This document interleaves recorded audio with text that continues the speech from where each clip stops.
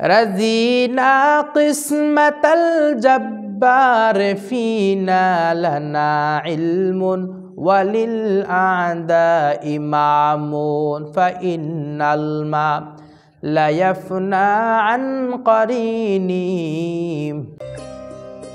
जल्दी से जल्दी इस वीडियो को लाइक कीजिए और अभी तक मेरे चैनल को सब्सक्राइब नहीं किया तो इस रेड कलर के बटन को दबा के सब्सक्राइब कीजिए। গোটা বিশ্বের মুসলমান যেইভাবে নির্যাতিত হচ্ছে, আজ যার কাছে একটু চেয়ারের ক্ষমতা থাকে, যার কাছে একটু রাজনৈতিকভাবে যেইভাবে হোক একটু ক্ষমতা থাকে, সে মনে করে আমার চাইতে ভালো ব্যক্তি, আমার চাইতে দামি ব্যক্তি এই পৃথিবীতে আর কেউ নাই। কিন্তু ভাই, তোমার যে চেয়ারের মূল্য তুমি নিয়ে তুমি বিশাল দাম বাড়াচ্ছ, গম্ভীরতা ভাব নিয়েছ, এই চেয়ারের মেয়াদ কতদিন? তুমি কি ভেবেছ এই চেয়ারে তোমার আগেও একজন রাজনৈতিক অঙ্গনে রাজনীতি করে তোমার এই চেয়ার সে গরম করে বেরিয়েছিল, আজ তার অস্তিত্ব নেই। আজ তুমি এই চেয়ারে বসে তুমি গরম করতেছো, ময়দান কাঁপাচ্ছ। আজকে আপনারা এই চেয়ারে আমাকে দিয়েছেন, আপনারা আমার কথা শুনছেন, এখন এই চেয়ারের মালিক আমি, এখানে বসে আমি যা কিছু খুশি যা কিছু বলতে পারি করতে পারি। কিন্তু চেয়ার থেকে লেবে যাওয়ার পরে ভাই আমার কথা তো আর কেউ নেবে না, আমার চেয়ার খালি হয়ে যাবে। আজকে যারা রাজনৈতিক ময়দানে আছেন আপনাদেরকে দৃষ্টি আকর্ষণ করে বলছি, ভাই আপনিও সৎভাবে বিচার করুন, সৎভাবে বিচার করুন, ন্যায় বিচারক হন। কারণ এই বিচারের চেয়ারে ছিল আমার নবী মুহাম্মদ রাসূলুল্লাহ সাল্লাল্লাহু তাআলা আলাইহি ওয়াসাল্লাম। রাসূল এই চেয়ারে ছিল, রাসূল এই চেয়ারে থেকে তিনি বিচার করেছেন, বিচার কায়েম করেছেন।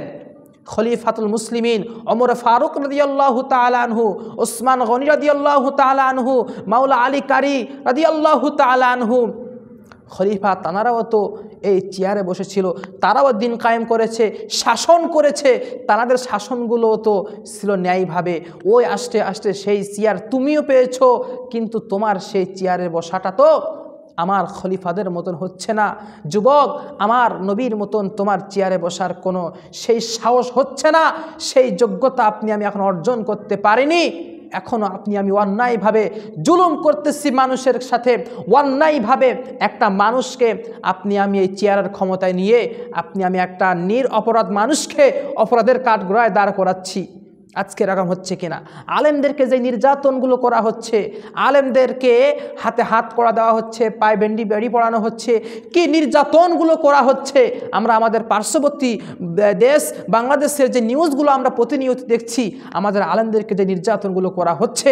আজকে যদি আমরা মুসলমান, সে যেই মাসলাকের হন না কেন, আরে ভাই আপনি যদি আল্লাহকে রব বলে স্বীকার করেন, মুহাম্মদ রাসূলুল্লাহকে আখিরি জামানার পয়গম্বর, আমার মডেল, আমার নবী বলে আপনি স্বীকার করেন, তাহলে তো আপনি লা ইলাহা ইল্লাল্লাহ মুহাম্মাদুর রাসূলুল্লাহ এই কালিমার অন্তর্ভুক্ত। আরে ভাই এটা যদি আপনার কালিমা হয়, এটা যদি আমার কালিমা হয়, তাহলে আমি আপনি এক। কেন আমাদের মধ্যে আজকে দ্বিমত থাকবে? কেন আমাদের মধ্যে ডিভাইডেড সৃষ্টি হবে? আপনিও এক, আমিও এক। আপনার কালিমা যা আমার কালিমা তাই, আপনার কোরআন যা আমার কোরআন তাই, আপনার নবী যা আমার নবী তাই, আপনার রব যেই রব আমারও সেই রব। তাহলে আপনি আমি কেন মাসআলা নিয়ে দ্বন্দ্বের মধ্যে পড়ে আছি ভাই?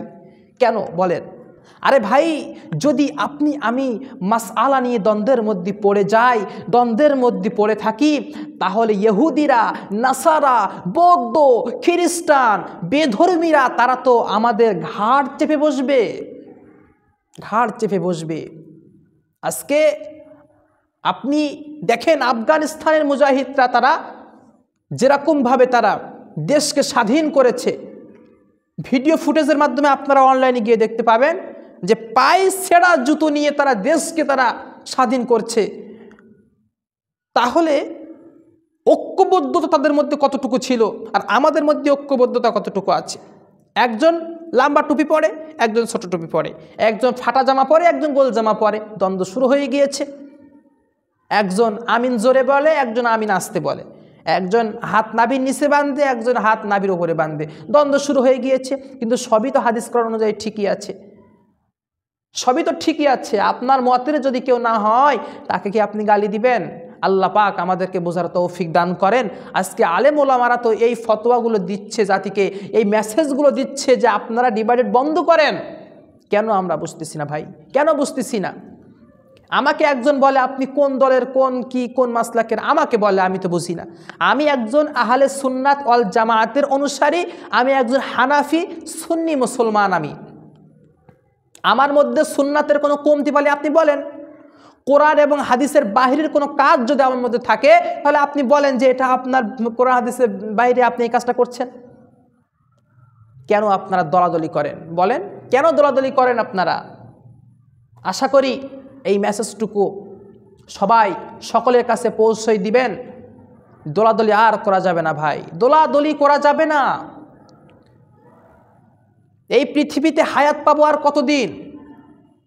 একটা মানুষ 40 পার হওয়ার পরে সেই মানুষের শরীরে নানান রোগ ব্যাধি শুরু হয়ে যায়। এখন থেকে আমাদের মতন যারা ইয়াং আছে, আমাদের মধ্যেই রোগ ব্যাধি শুরু হয়ে গেছে। আমরা ওষুধ না খেলে আমরা দিনে চলতে পারি না। আগামীতে আমরা কিভাবে চলবো, কিভাবে কি করব?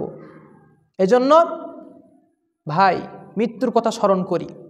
দেখেন এখন আমি কথা বলছি, আপনারা সবাই সম্মান দিচ্ছেন, স্যালুট জানাচ্ছেন, হুজুর হুজুর বলে আমাকে কত সম্মান দিচ্ছেন।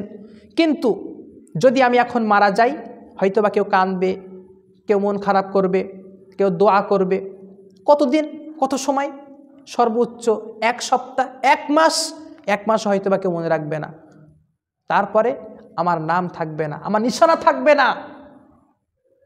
আমার বাবা মারা গিয়েছে, সন্তান 2 থেকে 3 দিন পরে সন্তান সে বাবার কথা আর মনে থাকে না। মা মারা গিয়েছে, 2 দিন 3 দিন পরে সেই মায়ের কথা সন্তানের আর মনে থাকে না।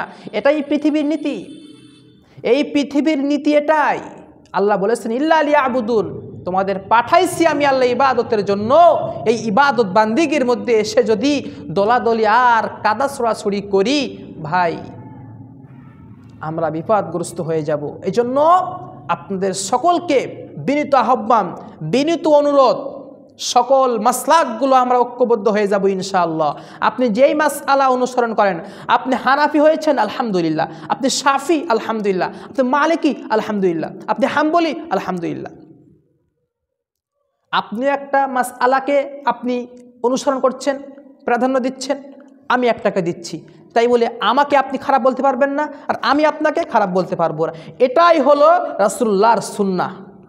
মনকে বড় করেন, মনকে প্রশস্ত করেন।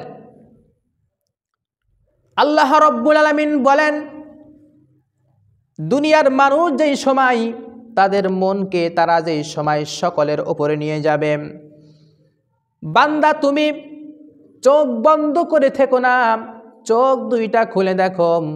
আমি আল্লাহ রব্বুল আলামিন এই বিশাল পৃথিবীতে আমি আল্লাহ কি কি নিয়ামতগুলো দিয়েছি।